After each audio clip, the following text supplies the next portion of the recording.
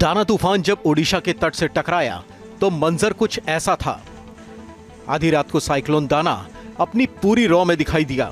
Cyclone दाना केंद्रापाड़े जिले के भीतरकनिका और भद्रक जिले के धामरा के बीच लगभग 110 किलोमीटर प्रति घंटे की तेज रफ्तार वाली हवाओं के साथ तट पर पहुंचा और इस लैंडफॉल का प्रोसेस करीब 5 घंटे तक चला। तूफानी रफ्तार से चल रही हवाओं की वजह से जगह जगह पेड़ उखड़ गए, कई घरों को भी नुकसान पहुंचा। लगातार हो रही बारिश ने रेस्क्यू टीमों की मुसीबत में इजाफा कर दिया।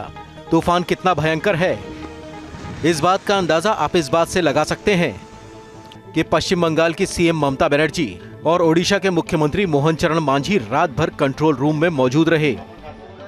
साथ ही चक्रवात पर पल पल की अपडेट लेते रहे। साइक्लोन का कहर सबसे ज्यादा ओडिशा में दिखाई दे रहा है।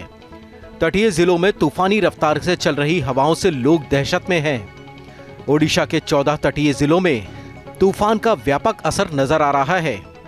दाना तूफान जब ओडिशा के तट से टकराया तो मंजर कुछ ऐसा था। आधी रात को साइक्लोन दाना अपनी पूरी रॉ में दिखाई दिया। साइक्लोन दाना केंद्रापाड़े जिले के भीतरकनिका और भद्रक जिले के धामरा के बीच लगभग 110 किलोमीटर प्रति घंटे की तेज रफ्तार वाली हवाओं के साथ तट पर पहुंचा और इस लैंडफॉल का प्रोसेस करीब 5 घंटे तक चला।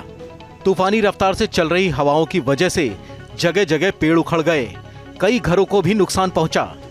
लगातार हो रही बारिश ने रेस्क्यू टीमों की मुसीबत में इजाफा कर दिया।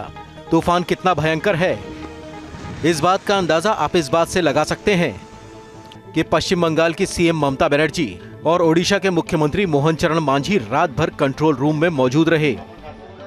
साथ ही चक्रवात पर पल पल की अपडेट लेते रहे। साइक्लोन का कहर सबसे ज्यादा ओडिशा में दिखाई दे रहा है। तटीय जिलों में तूफानी रफ्तार से चल रही हवाओं से लोग दहशत में हैं। ओडिशा के 14 तटीय जिलों में तूफान का व्यापक असर नजर आ रहा है। दाना तूफान जब ओडिशा के तट से टकराया तो मंजर कुछ ऐसा था। आधी रात को साइक्लोन दाना अपनी पूरी रॉ में दिखाई दिया। साइक्लोन दाना केंद्रापाड़े जिले के भीतरकनिका और भद्रक जिले के धामरा के बीच लगभग 110 किलोमीटर प्रति घंटे की तेज रफ्तार वाली हवाओं के साथ तट पर पहुंचा और इस लैंडफॉल का प्रोसेस करीब 5 घंटे तक चला। तूफानी रफ्तार से चल रही हवाओं की वजह से जगह जगह पेड़ उखड़ गए, कई घरों को भी नुकसान पहुंचा। लगातार हो रही बारिश ने रेस्क्यू टीमों की मुसीबत में इजाफा कर दिया। तूफान कितना भयंकर है, इस बात का अंदाजा आप इस बात से लगा सकते हैं कि पश्चिम बंगाल की सीएम ममता बनर्जी और ओडिशा के मुख्यमंत्री मोहन चरण मांझी रात भर कंट्रोल रूम में मौजूद रहे। साथ ही चक्रवात पर पल पल की अपडेट लेते रहे। साइक्लोन का कहर सबसे ज्यादा ओडिशा में दिखाई दे रहा है। तटीय जिलों में तूफानी रफ्तार से चल रही हवाओं से लोग दहशत में हैं। ओडिशा के 14 तटीय जिलों में तूफान का व्यापक असर नजर आ रहा है। न्यूज नेशन अब व्हाट्सएप पर खबरों की ताजा अपडेट के लिए न्यूज नेशन के इस क्यूआर कोड को स्कैन करें।